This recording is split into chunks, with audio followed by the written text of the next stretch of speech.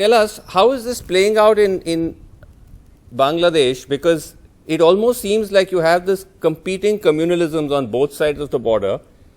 And is there, in a sense, that implied kind of message in what Sheikh Hasina is saying to India that, look, if you ratchet up the rhetoric and the sort of the sectarian noise on one side of the border, it may have repercussions on the other side? Well, I think it's important to note the Prime Minister has basically said something which is, number one, extremely good sense. It's a very sensible thing to say, because we do have a shared border and we do have a shared history of a kind where, you know, what happens in India is something which is followed in Bangladesh, and what happens in Bangladesh is clearly followed in India.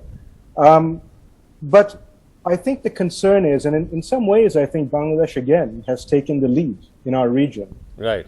Because we're not shying away from the fact that there are issues and that there must be greater action. The Prime Minister and everybody from the top down, I mean, just recently we've had street processions in universities, in a major square in Dhaka.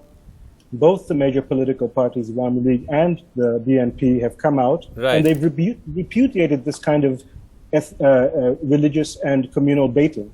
It's something that the Bangladeshi state, the republic, simply doesn't agree with. And that's something that goes back to the very beginnings of our history.